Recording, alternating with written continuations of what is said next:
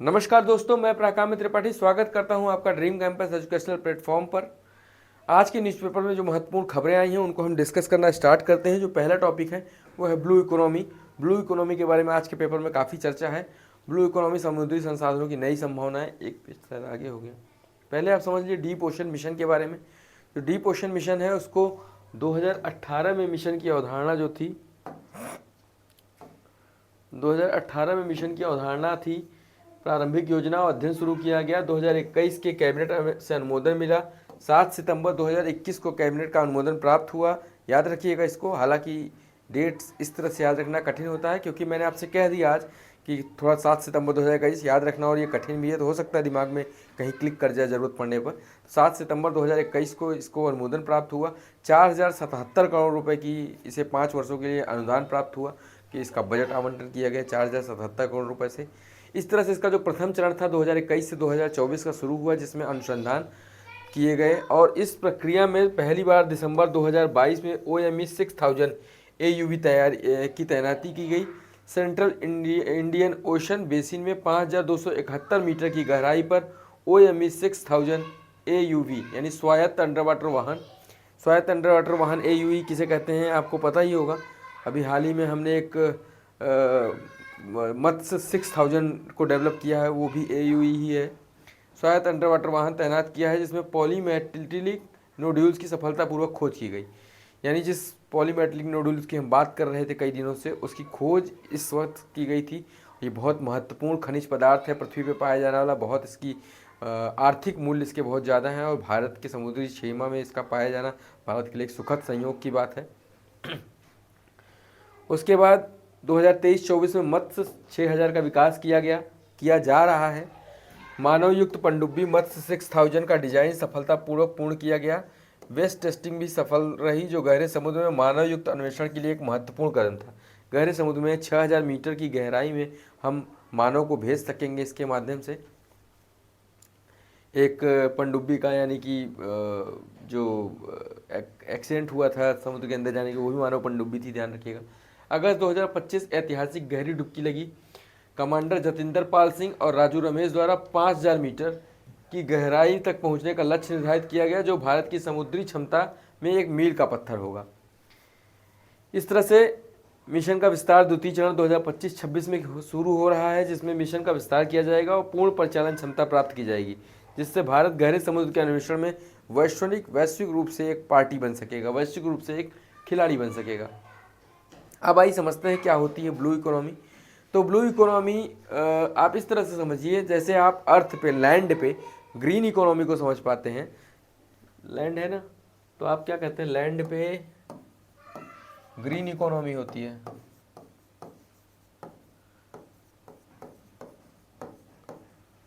Land पे green economy होती है। ठीक उसी तरह वाटर बॉडी में यानी समुद्र में क्या होती है ग्रीन इकोनॉमी, पहले ये समझिए। तो ग्रीन इकोनॉमी ऐसी इकोनॉमी है, एक लाइन में समझिए, तो जो सस्टेनेबल डेवलपमेंट यानी जो सस्टेनेबल डेवलपमेंट को धारण करते हुए अगर किसी चीज़ का उत्पादन हो रहा है, किसी सेवा का विस्तार हो रहा है, तो वो ग्रीन इकोनॉमी के तहत आता है। उसी तरह अगर समुद्र क्षेत्र में सस्टेनेबल डेवलपमेंट को धारण किया जा रहा है तो, और उससे आर्थिक मूल्य भी प्राप्त किया जा रहा है और पर्यावरण संरक्षण भी किया जा रहा है, तो वो ब्लू इकोनॉमी है। ब्लू इकोनॉमी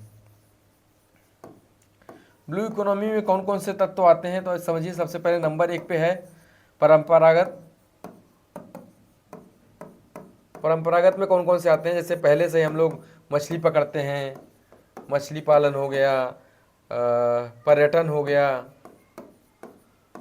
और क्या करते हैं समुद्र से, झींगा निकालते हैं, शंख निकालते हैं, मोती निकालते हैं। इस तरह के काम जो परंपरागत रूप से होते थे। दूसरे नंबर पे आ गए सस्टेनेबल ऊर्जा, नवीकरणीय ऊर्जा। नवीकरणीय ऊर्जा में किस तरह के चीज़ों का प्रयोग करते हैं, जैसे हम समुद्री तरंग ऊर्जा,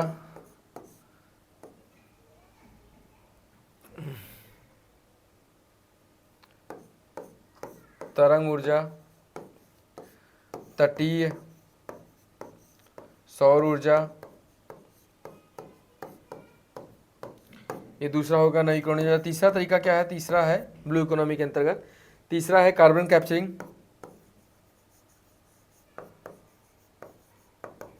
कार्बन को कैप्चर करके बंडल बना के हम समुद्र की तलहटी में छोड़ देते हैं, जिससे हालांकि अभी पूर्णतः वैध तरीका नहीं है, अभी इस पर रिसर्च चल रही है, लेकिन फिर भी फिलहाल तत्काल प्रभाव से तो राहत मिली जा रही है। कार्बन कैप्चरिंग करते हैं हम। और क्या करते हैं हम चौथा कार्य क्या करते हैं, अपशिष्ट प्रबंधन।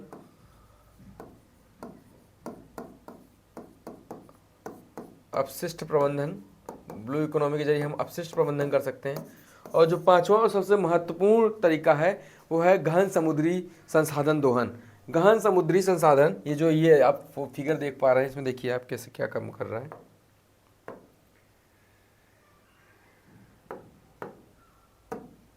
देखिए सबसे पहले एक सी फ्लोर क्या लिखा हुआ है, जा क्यों नहीं रहा भाई,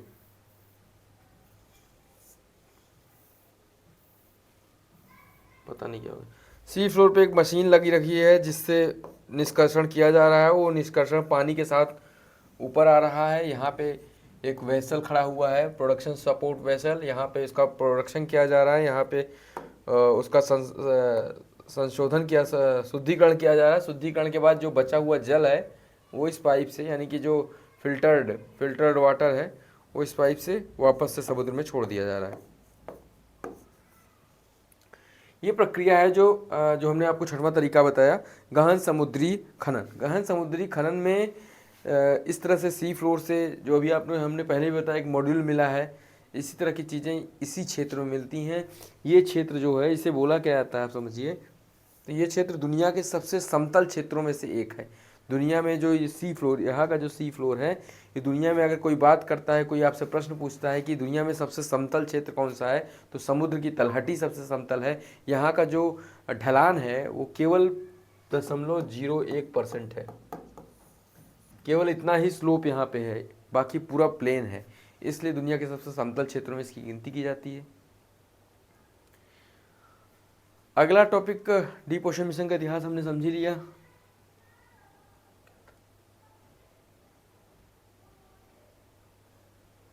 मत्स्य संपदा, अगली टॉपिक है मत्स्य संपदा योजना। अब मत्स्य संपदा योजना भी आज के पेपर में है। इसका इतिहास क्या है, 5 जुलाई 2019 को इसकी घोषणा की जाती है। बजट 2019-20 के दौरान निर्मला सीतारमण जी इसकी घोषणा करती हैं। इस योजना का प्रारंभिक बजट 804 करोड़ रुपए था। 10 सितंबर 2020 को इसका शुभारंभ होता है। नरेंद्र मोदी द्वारा डिजिटल माध्यम से योजना का औपचारिक शुभारंभ किया गया। इसका क्रियान्वयन वित्त वर्ष 2020-21 से 24-25 तक कुल 5 वर्षों के लिए निर्धारित है। कुल निवेश की बात करेंगे तो 5 वर्षों में 20,050 करोड़ का निवेश इसमें किया जाएगा। नोडल मंत्रालय, किया जाएगा नहीं, किया जा रहा है। इसका जो नोडल मंत्रालय है वो मत्स्य पालन, पशुपालन और डेयरी मंत्रालय है।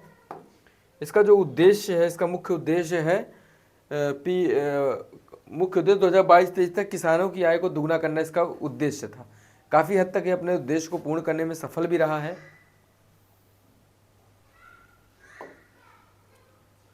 मत्स्य संपदा योजना ग्रामीण समृद्धि का सूचक है, ग्रामीण समृद्धि का माध्यम है।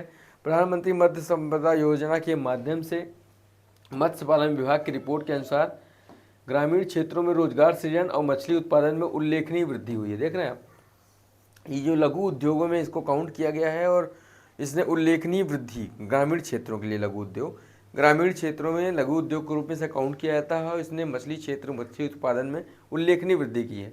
जलीय कृषि का विस्तार हुआ है। जलीय कृषि में केवल मछली उत्पादन नहीं होता है, जलीय कृषि भी की जाती है, जैसे सिंघाड़ा का उत्पादन हो गया। मछली किसानों को तकनीकी सहायता देना, आधुनिक उपकरणों की उपलब्धता। लेकिन जो मत्स्य संपदा की बात कर रहे हैं तो यहाँ पे हम मछली को ही इसकी संपदा यानी कि इसके उत्पादन के लिए बात करेंगे। अगला टॉपिक है उपलब्धियां एवं लक्ष्य। 22 मिलियन उत्पादन लक्ष्य रखा गया था इसका 2024-25 तक। 5 लाख प्लस रोजगार सृजन की संभावना थी। 45% उत्पादन वृद्धि योजना लागू होने के बाद वृद्धि दर रही है इसकी। अंतर्राज्यीय जल विवाद में मेघदादु बांध की चर्चा है। मेघदादु बांध कहाँ है? कर्नाटक राज्य में कावेरी नदी की सहायक नदी है अर्कावती नदी।